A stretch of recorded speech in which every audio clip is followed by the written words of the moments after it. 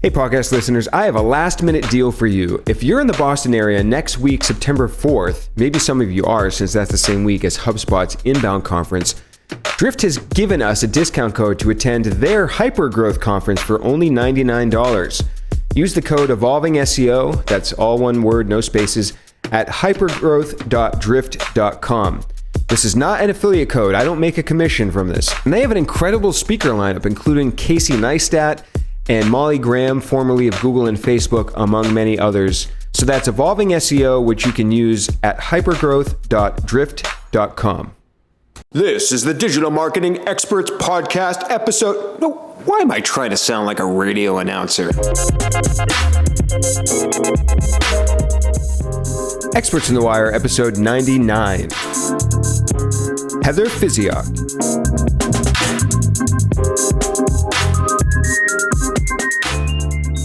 Hey everyone, welcome to episode 99 of Experts in the Wire. Heather is Director of Organic Search and Performance Content at VML.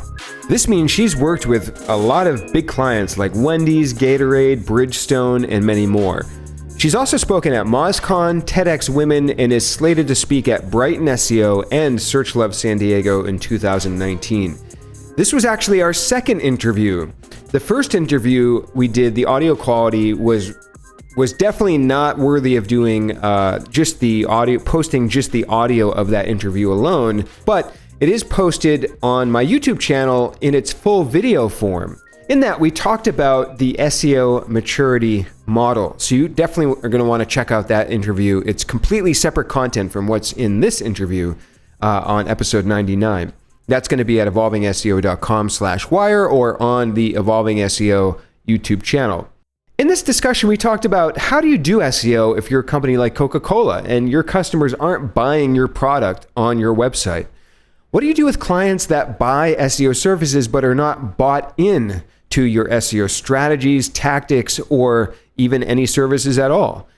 How should you think of projects, SEO projects, more like a product team, and why is that important? And we also answer a ton of your questions from Twitter.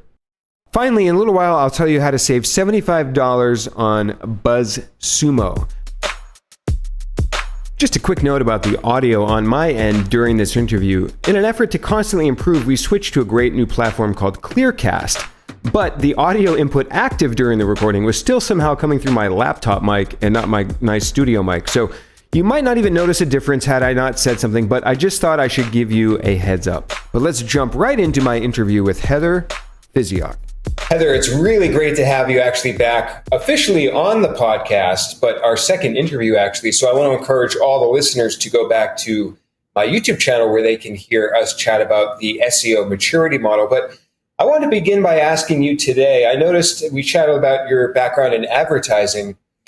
I realized I wanted to ask, what could SEOs learn from the world of advertising, whether that be a tactic, a strategy, a mindset? What do you think that we can pull from that domain?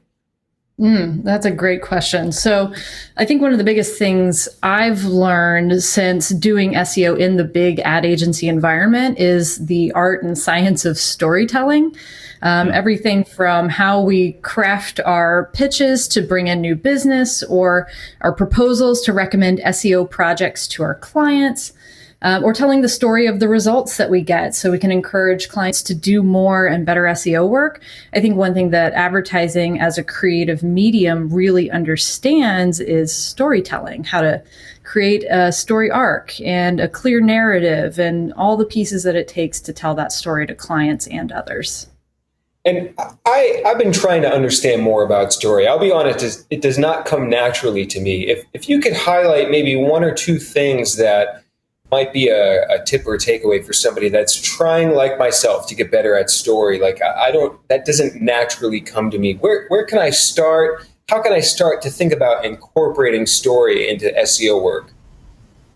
Sure. So the first thing that we have to think about when we're telling a great story to a client about SEO is what's in it for them. If you create that tension around a problem that they already have or something that they're starting to solve for right at the top of a deck or a story you're trying to tell them, that gets them engaged and bought into solving that problem for them. And the other thing I really encourage people to do when telling a story about our work, and I'm using a deck, a presentation as a reference here, but it is to know your point and kind of get to it. So if I am doing a deck that tells a story of an SEO proposal to a client, I'm going to ask myself, what is the single most important point or takeaway from this deck? What is the point of this section? What is the point of this slide? What is the point of this single element on a slide? I know this isn't specific to SEO, but it is make or break between clients saying yes to the SEO work you're recommending or blowing it off. This is an interesting direction I didn't know we were going to head in, but one last question about story, then we'll get to your background and then getting buy-in for SEO. How do you create that tension? Again, this doesn't come naturally. So I'm thinking about, okay, if I'm trying to convey tension to tell the story of SEO or an aspect of SEO, I'm wondering how I do that with words. Sure. So I think it starts with empathy and understanding and maybe asking smart questions and doing your due diligence to understand from the beginning the problems that they're trying to solve for. What's keeping them up at night? What is their boss demanding of them? What is the problem with the business that you know the whole business is trying to solve for right now? If you understand that challenge, that's already creating the tension for you. So you're just tapping into that tension by reminding them of that problem that they're trying to solve for before you dive into how you're going to help them solve it or how SEO is going to do our part in the larger group or across disciplines to help solve that big problem. I like that. I think it was Made to Stick where they talked about a study where they presented data to some people and they presented the story of one like starving child to other people. And that one single story about somebody like starving child or whatever it was is the one that got the most reaction in like donations. So it certainly is effective. We certainly jumped in also full steam ahead right there. So let's back things up just a tad. I'm curious if you can describe for the listeners, what is VML and what do they do? VML, so that stands for the three founders who 25 years ago founded this agency. It's Valentine, McCormick, and Ligabel. It was founded right here in the middle of the map in Kansas City, I think on the back of a napkin at a local bar. Oh, wow. Yeah, started out by serving Northwest Airlines as their flagship client, and since then has evolved to become a global agency in 33 countries around the world with more than 3,000 VMLers working for the company. We work across all verticals, typically with large Fortune 500 multinational sized brands. We definitely operate at this intersection between creative and technology, creating connected consumer experiences across all of these different touch points in their journey. That's great. We're going to chat a little bit later about doing SEO for these big brands. But first, can you describe what you do at VML? Sure. So I'm the director of the Discoverability Group, which is a new name for two teams that are working closely side by side. One of them is the organic search team. The practice has been here at VML for about 10 years, but I'd say we were really reborn 4 or 5 years ago. And just recently, in the last year, we joined forces with another group in our network called Rockfish. So with that came this amazing team of expert content creators, especially for the e-commerce space, called the Performance Content Group. So now both of those ladder up to discoverability, and we're working closely side by side to do some pretty awesome work. What do you think caused that rebirth 4 or 5 years ago? Part of it was being backed into a corner a little bit. So not to give myself too much credit here, but when I first came to VML about 4.5 years ago, there was only one person here doing SEO. And she was outstanding. I mean, single-handedly holding this team down when her boss left. And she was working on dozens of clients by herself, just jamming out work. But ultimately, SEO wasn't her true passion. She actually wanted to go into project management. So that kind of forced us to be reborn in a way. But I also came in when I took her boss's position. When I came in, I just had a fundamentally different philosophy about search. There was something incongruent about this just amazing ad agency and the amazing client roster that we had, and having just this really tiny SEO practice. And it was very tactical at the time, very reactive instead of proactive. And that's just not my point of view on organic search. So we started hitting the pavement with an education campaign to help our colleagues and our clients understand the impact of search and our SEO capabilities. We started to make it easier to include search and tried to sort of wiggle our way into things where we may not have been invited, but we knew we could have a positive impact. We wanted to shift our clients' mindset from this reactive, afterthought, project-based thinking to instead very proactive, integrated, inclusive partnerships. And I think step by step, it's just evolved to be dramatically different from before. So now in 2018, 4.5 years later, we are 24 people instead of one. And we're in 5 offices in North America. And we helped stand up the organic search practice in Bogota, Colombia as well. So it's definitely evolved to really become a part of VML's DNA. That's great. Now, I'm not sure how many clients VML has for SEO. Maybe you can speak to that, but I'm curious, let's say hypothetically it's 20. Are you involved with all 20 of those? Are you kind of overseeing the entire SEO service program for like all the clients, or are you only focused on a handful of those? How does that work for you? Me specifically, or the team as a whole? Yeah, you specifically. So how many of the clients, percentage-wise perhaps, or number-wise, are you directly involved with? I would say I am the supervisory role over roughly 10 of those clients, with a true owner owning a lot more of that responsibility day to day. I'm there for strategic and moral support to make sure those clients are getting the best care they possibly can. And then I have some awesome teammates who are in associate director and supervisor positions who are doing similar work, overseeing several accounts. We probably have on our team, roughly 20 to 24 active partnerships where we are consistently producing work for them. We're integrated with their marketing mix. And then meanwhile, we have easily 30, 40 different clients that we're touching at any given time with short-term projects or much smaller partnerships that we hope will grow into long-term lasting partnerships in the future. And we're going to chat later about leadership and how you work with your team, which I'm really interested in. But first, let's chat about what you talked about at MozCon recently. Now, again, I want to remind everyone they can go watch the video on my YouTube channel at Evolving SEO. I'll link to it in the show notes, where we chat specifically about the SEO maturity model, which is really fascinating stuff. And you can go see the charts and see your Moz post.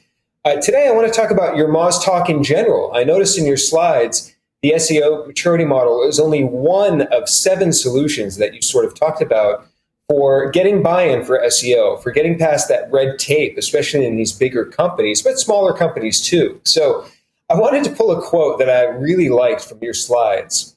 It went, buying your services doesn't mean buying in. And it's funny, this happens, right? People hire me as solo consultant for SEO, and then we get to work, or we try to get started to work, and they actually don't want to listen to have my recommendations, or they're not really bought into the things that I'm telling them strategically, et cetera. So why do you think this happens? Why do you think companies buy SEO services but then aren't bought into the implementation? Yeah, that's a great question. So I think as SEOs, we make this mistake that because the client signed this contract with us, that they're totally bought into every change that we recommend. And basically from the moment we get started, it's going to be full speed ahead. They're just going to hand over the keys and we're going to start implementing great work.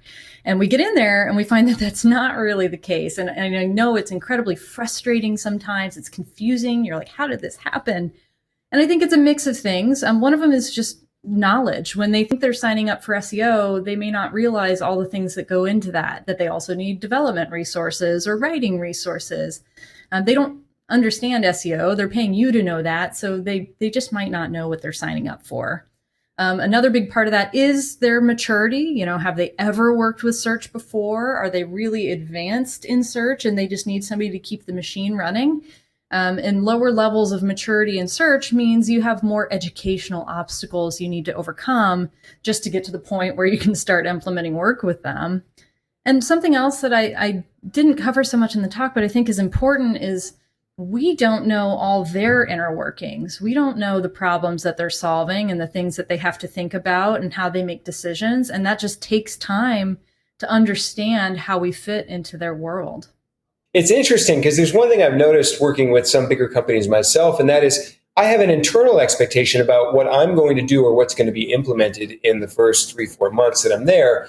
Yet for them, they are happy, they are seemingly happy with just getting education and getting their team internally more up to speed with SEO. And I'm sitting there thinking, I haven't done anything because we haven't actually implemented SEO, yet they seem happy with it. So do you find clients are happy and satisfied when they're receiving that internal education? Is that something that you find is a big value add for them besides actually implementing the SEO work itself? In most cases, yes, although I have to caveat that it depends. I mean, every client is different. Some clients are very focused on education and understanding across their organization and leading that global search strategy from the center, but educating and empowering their stakeholders or internal brand owners or marketers to actually do SEO or at least be able to speak the language. Whereas others, they're like, just do what you need to do and keep me posted. It totally depends. Right. And that's on us as SEOs to ask those consultation questions, both before we've signed that agreement and after we've started that agreement, to get to know what their internal expectations are. And you may have to listen closely and read between the lines on the things that they're saying in order to really understand the why behind what they're asking for and get a pulse on whether they know what they're asking for or if they're going to need you to kind of guide them in the right direction. But more often than not, I do find that clients very much appreciate transparency and education and empowerment so they can understand maybe not how to do SEO, but at least the impact it has and how it fits into their world and what about it they can own. Now, you mentioned in the slides as the second solution to getting buy-in, and to set this up is basically we all face these challenges of getting, like we're talking about getting buy-in and getting past all the red tape within companies, whether it be big or small. I mean, I remember working with a local dentist, and it was like hard to convince him to like even change his title tags. So it could be something as small as that or as big as working with a big brand. So the second point that you mentioned is to speak to everyone. But besides the SEOs. So as an SEO, why is it important to go talk to other people in the organization, whether it be CEO or VP, et cetera? I think we forget that search decision-making is happening way beyond our day-to-day client contact in larger brands. This may not be the case with a small business where the owner is the decision maker, but when you're looking at large brands, your direct client has maybe the CMO as their boss, and the CMO has the CEO as their boss. And these people all have to have buy-in into the search program. So if they're skeptical about SEO or they just don't care about search, this work isn't going to happen. So we have to make sure we're sort of answering for the why that the CEO cares about, that the CMO cares about, that your day-to-day contact cares about. And a lot of times those are different whys. They may care about different things. So you have to figure out if search makes sense, how does it make sense to help them solve the problems that they care about? And then you have to communicate that to them in a way that speaks their language, that works in their world, and not rely on SEO jargon that literally no one else cares about to try and explain your point. You can't be like, you need to do SEO because SEO, it makes no sense to them. They're not going to see the value. One struggle that I often find is actually just getting to the CEO. There was one company I worked for, a startup, and like literally the CEO didn't want to talk to anybody except for like whoever directly reported to him. So how do we get around that? I mean, what if you're working with, in a company with a CEO that just is very hard to get a hold of? Sure. And I'm assuming this is a company that's small enough that the CEO is actually hands-on with the marketing efforts and wants to be the decision maker on that, right? Oh, yeah. The CEO is physically there in the building. I went to visit them in San Francisco. He walked right by me, did a little half smile, but definitely was not, his approach to being a CEO was not to talk to me. It would be me talking to the person that reports to him. So how do we deal with that? So if I'm my first instinct is to put myself in that CEO's shoes. Like, why are they behaving the way they are? And just thinking about my world as a boss, I can totally relate. I'm going to push things to the lowest appropriate level because I'm a busy person. I have a lot of things to do. Maybe SEO isn't my top priority. Maybe I really trust my marketing lead to make that call. But if we're thinking about how that organization probably works, it sounds like your direct day-to-day contact probably has to be the one internally selling ideas up to the CEO in order for them to be blessed and move forward. So one tool that we've used there is to actually help our day-to-day client contact by providing slideware or sound bites to help them sell that internally. We give them all those pieces that they need that we know a typical CEO would care about, like what is this going to take, resources, time, and money-wise, and what's the potential impact, so I can weigh it against other initiatives and either give it the thumbs up or the thumbs down. So when we empower our day-to-day contact with those stories and those tools, we don't necessarily need to be the ones sitting down in the CEO's office and having those conversations. Does that make sense? Oh yeah, that totally makes sense. I think it's a situation where, at least this is just me, it's a bit of a fear of things getting lost in translation, so to speak. So sure. Me communicating something to my direct contact, and are they going to are they going to represent my strategy, my ideas, etc., appropriately to the CEO? And there's a sense of a lack of control over that. So I don't know if others out there listening fear that as well, but it's definitely an internal dialogue that I have with myself when I'm in that sort of situation. But one thing you also mentioned too is having a greater perspective. You mentioned this a minute ago, like SEO is not the center of the universe. So what is an example of having a greater perspective? What are these things that SEO should be thinking about beyond SEO?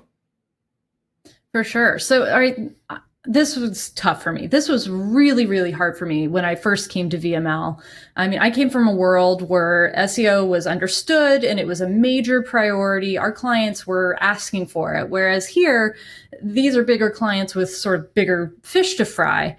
So the person we work with is rarely dedicated exclusively to search. So it is typically not the only thing or even a sizable thing on their mind. They're thinking about the entire digital marketing mix or the entire marketing mix in general. They're trying to think about profitability and staffing and retention and how the marketing mix works or doesn't work together and general brand priorities.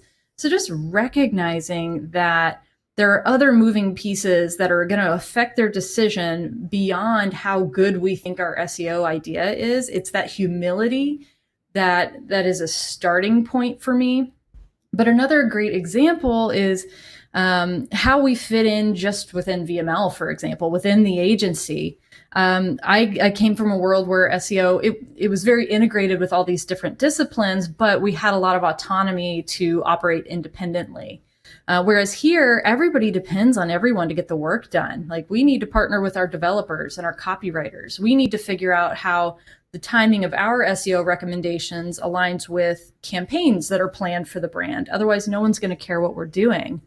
So even though SEO and organic sources of traffic are typically their largest sources of traffic by a margin, we just forget that that's not the top of their priorities list. A lot of times the website isn't even at the top of their priorities list. Some brands, the website is just not where the bulk of their presence lives. They have it because you should have one if you're a brand, but that's not where they prioritize sending their customers.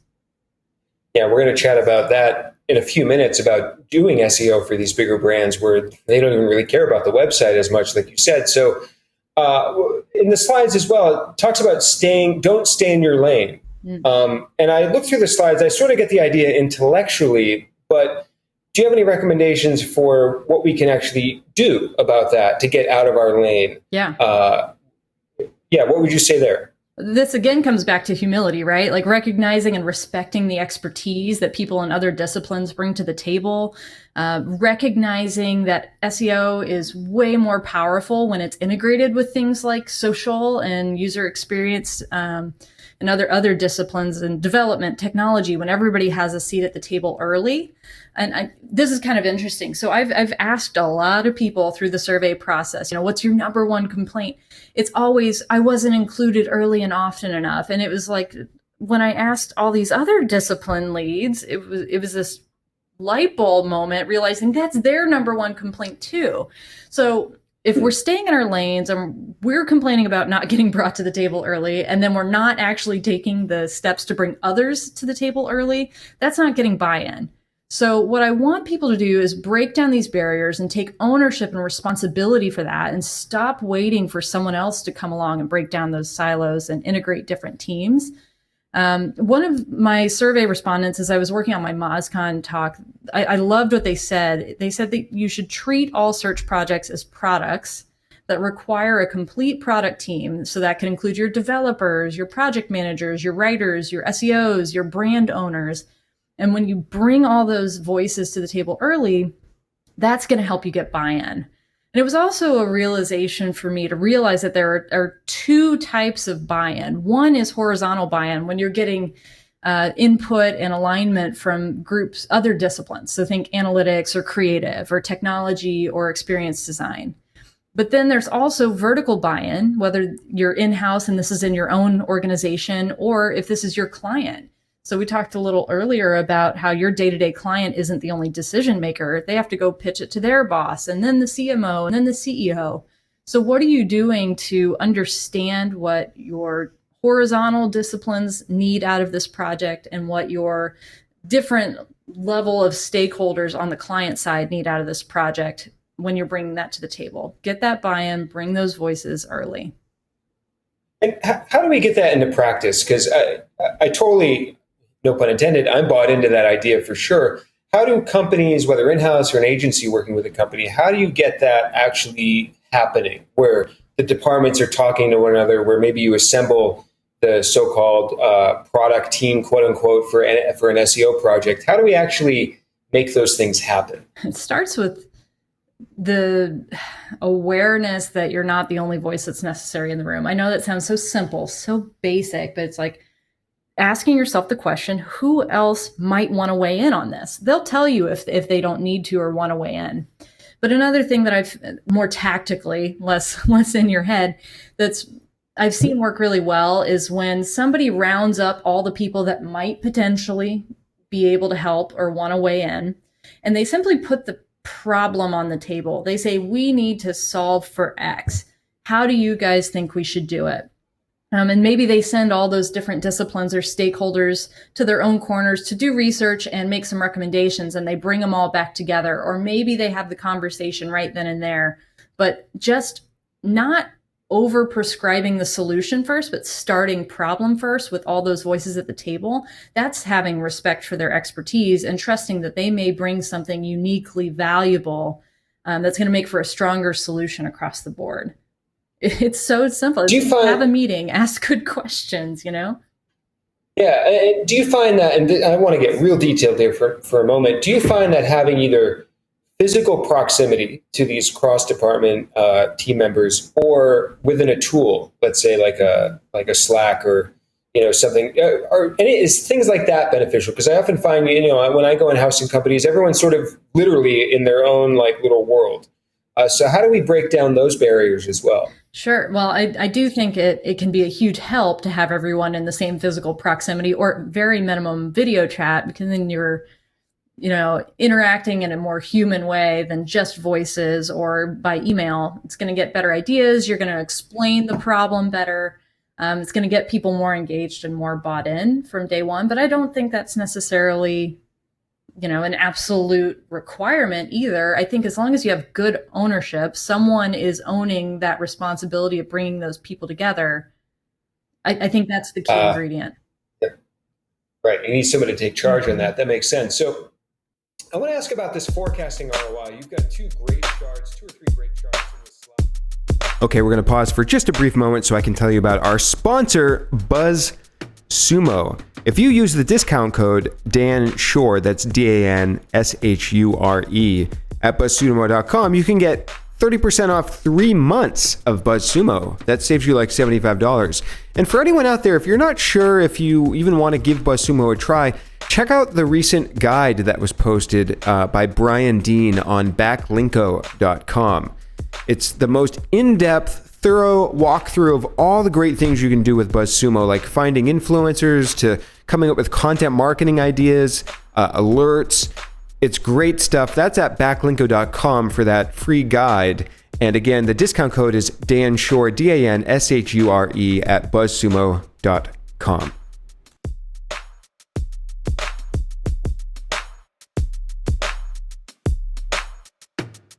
I want to ask about this forecasting ROI. You've got two or three great charts in the slides. I'm wondering if you can talk through the two formulas, the one that's aggressive and the one that's conservative. And then I want to talk about the cost of inaction. But let's start with like your formula for forecasting ROI. Can you sort of explain that for the listeners? I hesitate to be overly prescriptive of formula because this is totally going to vary based on the type of project, the type of business, probably 100 different factors. You still have to use your brain here. But one of the examples I shared at MozCon was for a B2B automotive client. And so they measure leads and conversions as a proxy conversion from their site. Their analytics team and data science team has attributed a certain dollar value to every phone call they get. We have good data on the conversion rate that the site currently has. And what we did is we worked first to find out the total cost of the project, including SEO, developers, creative, project management time. We got a total cost. Then we examined a bunch of case studies for that type of project just to get a ballpark range of the potential conversion rate increase we could see from this project. So the example I used was we could increase conversion rate by 10% or up to 50% ambitiously. So a little bit of rough math showed us that if we got even the most conservative estimate of a conversion rate increase, it would take us 5 weeks to break even. And then it was sustained growth thereafter. And if we achieved that ambitious conversion rate increase and compare it to the cost of the project, it would take us just 1 week to break even and start profiting. So just being able to give the client that ballpark range of potential impact, measure it against the cost, and demonstrate that this is going to have a long-term lasting effect can reduce those mental barriers and help them see the real potential dollar value of a project. Does that make sense? It does. And I like the dimension of adding time to it and saying how long it's going to take before they break even. That's often something sometimes I overlook. I'm just forecasting an ROI and not thinking about that break even timeline. Talk about the cost of inaction. I think this is interesting too. Is this sort of a compelling way to get buy-in and show the, so to speak, lost opportunity cost from not doing SEO or not doing the project? Totally. So I'm sort of an eternal optimist, Dan. So I'm always, this is this great opportunity and I'm always selling what could be. And then I just started noticing that sometimes that wasn't enough to light the fire and get things moving. Like people didn't always react to opportunity. They're like, everything's an opportunity. I have 1,000 opportunities to choose from at any given time. Why this one? So I don't know if I just got frustrated or if I saw the opportunity because a client was putting themselves at risk. It's been a few years since I had my light bulb moment, but just realizing that I needed to flip that script and demonstrate that the potential negative impact by either taking the wrong course or simply failing to act at all could potentially be far more powerful than the potential opportunity. I find that the biggest risk is not that they're going to make the wrong move, though. It's that they're just not going to do anything. Right. So one way we started to share this with clients, depending on the type of project, let's just say it's investing in content. We do some number crunching. We look at the opportunity and their realistic budget, and we say, okay, if you invest heavily in content this year, we think we could grow your traffic as much as 10%. Like that's huge for some brands. And we think that if we just keep providing like SEO basic maintenance, we're not investing heavily in content expansion, we're not really growing your footprint, but we're at least keeping things healthy and maybe optimizing little things here and there. Maybe we can keep your growth minimal around 1% to 5%. But if you do nothing, your competitors and what they're doing is just as important as what you're doing or not doing, and they can potentially surpass you. Like your site is likely to continue to stagnate and decline if you're not investing in this thing that we're recommending to you. So I can say these words all day long, but I think the thing that really makes the difference for clients is visualizing that, contrasting growth versus maintenance versus atrophy, so they can viscerally feel the impact of their choices. Yeah, you always have to instill a little bit of fear or competition. So I'll never forget the silliest things in my mind, getting buy-in for a bigger company that I've been working with. I simply put them and their top competitor in SEMrush, keyword versus keyword or domain versus domain, clicked on chart where it just shows that Venn diagram of your keyword coverage versus the competitor. Their competitor is like 4 times the size as theirs. And internally at this company, they call it the Death Star, right? Because it kind of looks like that as far as the Venn diagram. But the highest up person that was making decisions for SEO, like to this day, that's still the thing that is most compelling to get them to continue to invest in SEO. And to me, it's like just a silly little chart that, as an SEO practitioner, is kind of meaningless in a certain sense, but to them it was very motivating. I'll never forget that. It's really interesting. That's so true. I find that one of those threats, focusing on their competition, it kind of, in a lot of people, it stokes this competitive instinct, and they're like, I want to go after that guy. Right. That's exactly what happened. I want to chat a little bit about actually working with a brand like you've hinted at. Maybe there's a big brand that they're not only are they not selling anything on their website, but they literally don't even care about their website as far as traffic. And I'll use the example we used in our video interview, such as like a company like Coca-Cola, for example. A big soda company, or they don't need people going to their website. How do we get them? Well, first of all, should they care about SEO? I mean, we might as well just start there. And then if so, what sort of things should they be focusing on? Maybe I'm biased, but I think everybody should care about SEO in some capacity, because even the Coca-Colas of the world, there's a reason they have a web presence. So, for example, let's just say I worked with a large soda company, which I do. Their corporate website is not necessarily to sell their consumer packaged goods products. The purpose of their website is corporate relations and investor relations and sustainability initiatives. But when I think about CPG brands, are actually a great example of those who sometimes don't care about their website. It's because they're selling things that are in the refrigerator aisle at a grocery store. Like, you're not going to sell that through a website. And how many people are looking for all that much information about the products that they're buying sort of impromptu in a grocery store refrigerator aisle? It doesn't make sense to put all of their effort toward their brand website necessarily, but a lot of times those brands are selling through e-commerce retailers. Amazon has pantry services now. So why would they put all their effort into the website, which is so far from the conversion, instead of putting their effort into e-commerce SEO and driving buyers to the point of conversion? It's the humility to realize that the website isn't always the end destination that they need to prioritize and focus on. It's also the breadth to realize that SEO is not just Google and it's not just your website, and the impact we can have. There's this plethora of SEO opportunity that we can help with. We just have to get away from thinking the website is the only place for search to have an impact.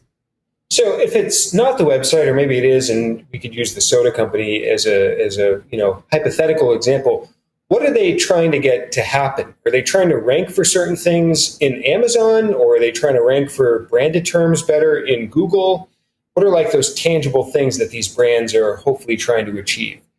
Sure. So I used 2 different examples there. So let's just say the large consumer brand, soda brand, and their corporate website.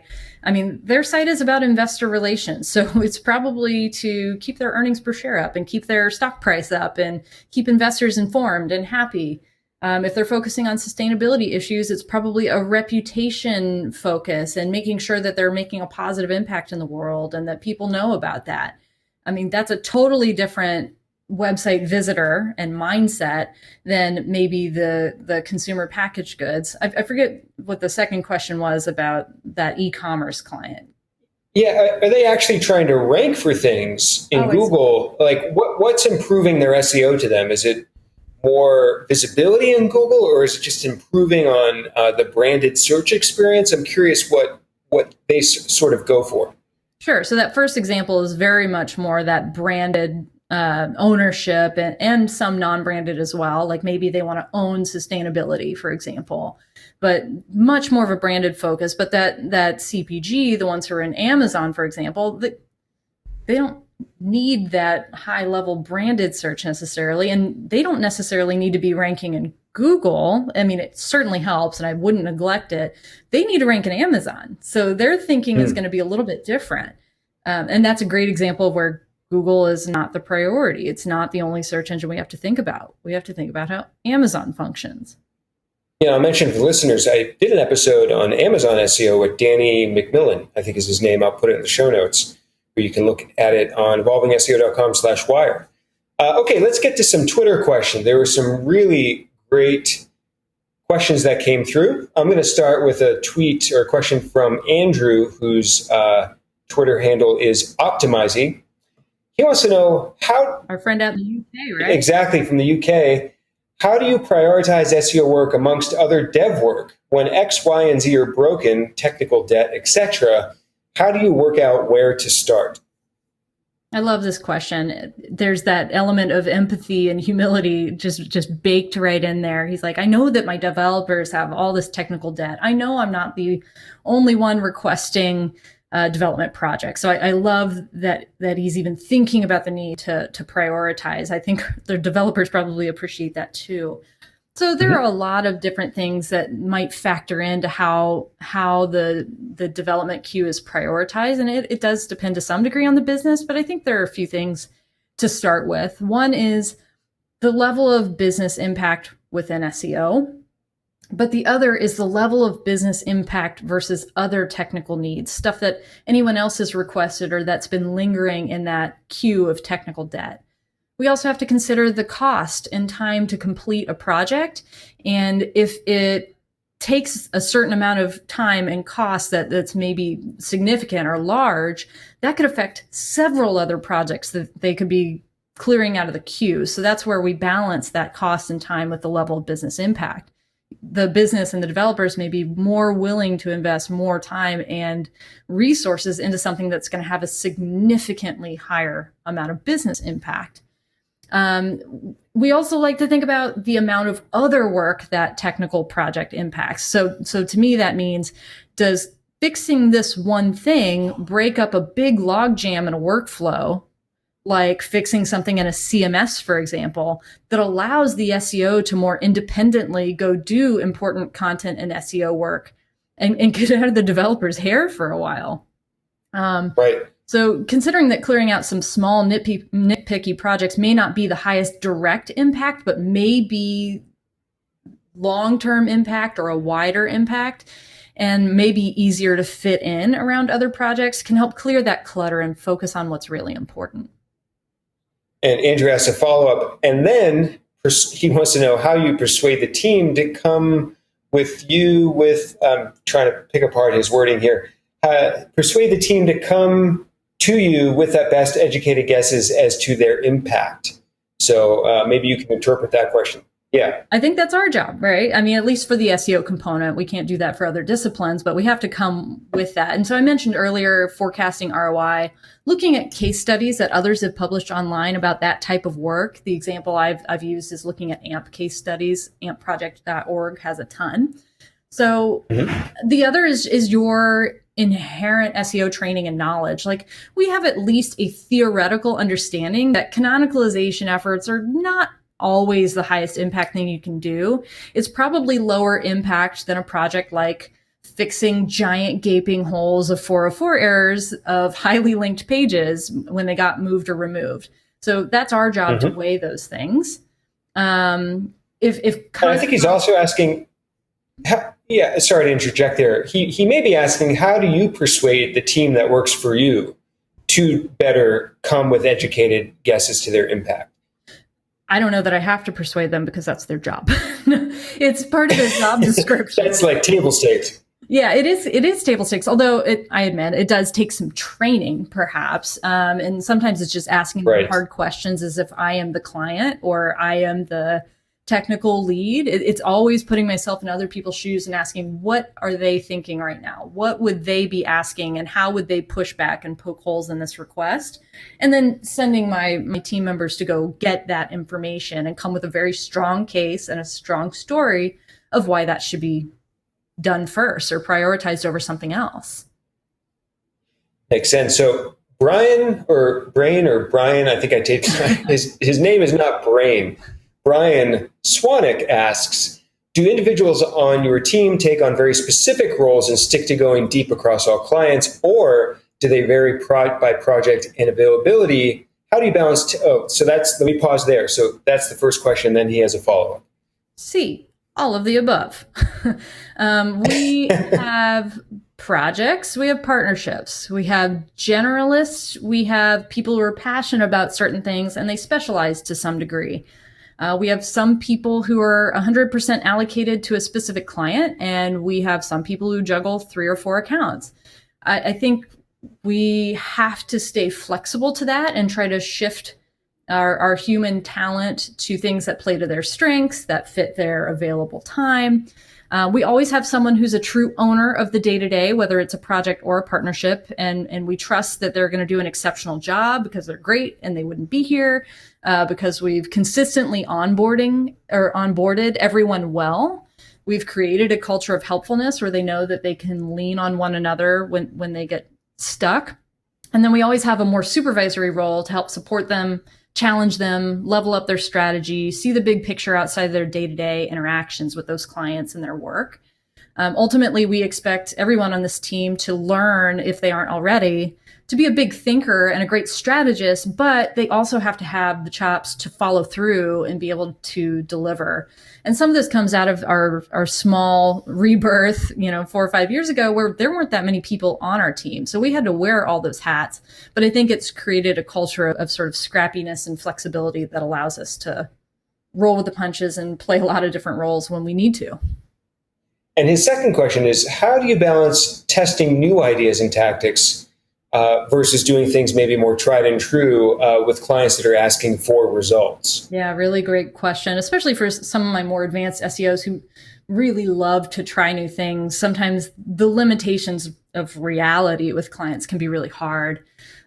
So some clients have higher appetite. If we go back to the maturity model, by the way, some clients have higher appetites and budgets, and they are not only open to, but their budget allows us to sustain things like testing new ideas, new tactics. And we love exploring that with clients and getting those measurable results, and then getting case studies of our own that can help other clients envision themselves in that same car. And I find that those clients tend to be higher maturity. We've worked with them a while. They trust that we're going to make strong recommendations because we have a proven track record. Whereas a newer client may not be that mature, and they may not have that kind of budget, and they may not have that trust yet. We have to earn that trust. On the flip side, so this is kind of another angle on this. We actually have some clients that are maybe too eager to go down the new idea rabbit hole. They go after whatever the new cool shiny thing is, and maybe need us to help them prioritize and focus more strategic priorities. But ultimately, this is our job too, right? If there are sure deals or low-hanging fruit or time-sensitive campaigns that are going to move the needle in larger and faster ways, we have to be willing to make those hard choices and prioritize the needs of the business before we're satisfying our own curiosity about new things or taking bigger risks with greater unknowns. We have to have those strategic skills and that individual maturity to make the call about the right time to push new things or focus on the classic SEO favorites. I've often said one job as an SEO is to not only tell clients what to do, but tell them what to not do. Yes. I had a client come to me the other day saying, because they had, this client had product schema on articles. And I said, you're not supposed to do that because they want the star ratings in search. And I said, they really need to be articles. And then they came back and they said, well, it looks like there's like, aggregate rating because it applies to creative work, which is the parent of article. And I'm like, no, I'm sorry. It's the aggregate rating applies to the parent category, creative work, but not to the child schema of article. And I pointed out the Google documentation, et cetera. But it's sort of like having to put the brakes on things like that, or like you probably know those clients that forward you every email or blog post from Neil Patel or Search Engine Land or something like that. That's this totally outlandish idea. And you have to educate them back to education again as to why they should maybe stay the course that they're already on. I find the second version way more challenging. Like the first one, it's empirical. It's like, yes or no, this is wrong or this is right. There are best practices and you're breaking them. The second one is so much harder to say, like, you guys aren't ready for this. You guys don't have the resources or the process, and this isn't a priority right now. Yeah, I agree with that. So next question comes from Austin Pena. If I'm saying your last name correct, I'm terrible with that. Pena. He wants to know, what are your strategies to produce content at a great scale, yet maintain expertise, authority, and trust, the acronym for EAT, which comes from Google's Quality Rater Guidelines. Very hot topic right now with the latest algorithm update. Mm-hmm. Do you care about the expertise, authority, and trust for these big brands, especially when they're publishing content at a great scale? I care about 1,000% more about expertise, authority, and trustworthiness than I do about scale. And maybe I'm hanging on the words here. I actually take a bit of issue with the concept of great scale as it pertains to content creation. I dabbled in this a little bit in my MozCon Local and MozCon 2017 talks, actually, last year. I mean, of course, we want to be able to produce enough content for brands that are this big to make a real impact, to make a splash. And I know, like, firsthand how frustrating it can be to take a year to get 2 pieces of content published. So I get it. I know we want to scale. And I know with big brands like this, scale is everything. They have to get more mileage out of less. Now, so let me just discern here. If we're talking about creating hundreds or thousands of pieces of content in a year as, quote, scale, then I just don't think that makes sense for most brands unless they're publishers. And so in our eagerness to scale, we often sacrifice expertise, authority, and trustworthiness. And it's the wrong move. We produce garbage for the sake of producing content. And in the end, you've wasted your client's time and money, and that's on you. But if I look at it from the other angle, if we're just talking about being able to produce dozens of great pieces of content, then all right, I'm on board. If we're talking about being able to create content from a global center and then help interpret, not translate, but interpret, or even transcreate, to borrow a term from content producer Skyward, then I'm totally on board with the challenges there. Ultimately, I feel that it boils down to building out a framework or a system to follow and working out the kinks as you get rolling. You have to be able to stand up that system and overcome the internal obstacles like buy-in for the right kinds of content, which in my world means educating clients and colleagues that campaign is one kind of content, and that's great, but we need content for the website that is for the consumptive audience, like distinguishing that. You need to overcome obstacles like ownership of different steps or the entire content process and so on. In the beginning is always the hardest part when you're trying things and some don't work and you get some learnings, but then you start tweaking and optimizing this process into an increasingly fast spinning flywheel. And that has all the right stakeholders, the right touch points, and then you have this working content machine. So to me, brands, when they say scale, they should mean process, not volume. I like that. The next question comes from Wil Reynolds, although he didn't know he was asking a question. When I ask people on Twitter to ask questions to you, I CC'd Wil Reynolds. I don't know if he missed the tweet, but then very coincidentally, I noticed he tweeted something this morning. His tweet wrote, and this was just a general tweet, he didn't see my question. He said, it's easy to identify leaders who are vocal, but for those of you in larger organizations, how do you identify the quieter leaders? I thought this was a really fascinating question because I think even in the SEO world, it's often the noisy people in Twitter and publishing blog posts are the ones that get the attention, the ones that People will follow what they say. They'll hang on every word. Yet sometimes it's the people head down doing the work that are the quiet leaders. So do you have any sort of insight in your work for how to pick these people out? Yeah, fun fact, I'm a huge introvert. So sometimes I can be a quieter leader and I have to force being the vocal leader. But I have a really amazing high performing team with a lot of high performing individuals. And I promise you that not all of them are the ones that are putting themselves out there or very visibly and verbally advocating for themselves. They're not the most vocal ones, but you can kind of spot a great leader either in the making or maybe they already are when they're really well balanced. They may not be loud and communicating openly all the time, but when they do communicate, they're doing it effectively and empathetically in a way that people understand.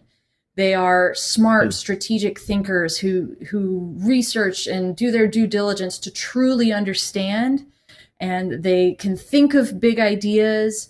They can explain and articulate and sell those ideas well, without a lot of fluff, without being inauthentic. And then the best part is when they follow through, they deliver on what they're going to say. So I think those quiet leaders who, I almost said a word I wish I hadn't, even they're not in it for them. They're in it for the best work or the right thing to do or to do right by the client. It's very obvious to me anyway, when you see that motive in a person versus someone who is out to purely advocate for themselves or nurse their own ego. There's a huge difference there. Yeah, no, for sure. I agree with that. So the next question I found really fascinating and interesting, actually. It's from Jim Thornton. And he says, if you were working with a startup client seeking to compete with the bigger clients and bigger brands like Wendy's, Gatorade, etc., Coca-Cola, whomever, competing with them in search, how would you go about it? So maybe he's trying to gather some little intelligence here. But reversing the tables, and I've worked for startups before, but I'm curious to get your insight. Maybe this speaks to some cons or some things that big brands are maybe not as good at. Like, how does a smaller startup compete with them? I want to challenge my friend. I don't work with a whole lot of small startups anymore. I used to work with a lot of small business. And so we just really focus on the local audience for them. But I want to challenge this question a little bit because, yeah, Wendy's is big, but Wendy's is a challenger brand. I mean, they're up against globally ubiquitous competitors like McDonald's and Burger King and Panera, and they have made a huge name for themselves and a huge splash, but they are a challenger brand. And so using them as my working example here, this kind of challenger forces us to be a lot scrappier and a lot more creative in how we set those brands apart. So thinking about SEO specifically, we often find ourselves shifting our thinking from focusing on how we can use our size and our might to barrel through the short tail or ultra competitive areas of the search landscape to instead using our brains, our dexterity, if you will, to sort of wiggle our way over, under, and around the competition. So maybe a few tactical examples of that. For these types of clients, we are going to go deeper on that search behavior analysis and keyword research. And we're going to try to get access to any other data we can, like social listening data or usability and analytics data, or even call center data. That's a fun one, to try and find these patterns or these unique human truths that we can capitalize on that the competitors are unlikely to have seen or have done anything about because they're so busy focusing on those big targets. We're going to look really closely at question data and try to aggregate common themes to prioritize our efforts that way. We're going to dig into the long tail and start to build this foundation in less competitive spaces. And it's going to begin to position those brands as the authority in a certain area and then build on that in hopes of getting sort of a snowball effect and making them more competitive when we're able to move into the short tail. I like that. I'll drop a quick advanced tip and then we're going to do one last question. If you are competing with a bigger company that has been publishing content and they have dates in their URLs, you drop their domain into the Pages report in SEMrush, filter by 2009, 2010, essentially find old content. You find old content that they're still ranking for, yet don't deserve to because it's old, and just basically look at those topics and then cover those topics in a much more newer, better, modern way. And that's a way you can overtake, like very tactically speaking, a brand in search results. especially one, like I said, that's published content. So, That's awesome. And also use my affiliate link, evolvingseo.com/SEMrush trial. Might as well just mention that. Last question from Jared Gardner. We'll make it a quick one. He says, I always struggle to developing good task completers and process followers into free-thinking strategists that could lead Fortune 500 accounts. How do you turn raw, promising talent into SEO leaders and strategists? I love this. I love that this is the last question to close on too, because it really tugs at my heart. Good one, right? It is a great one.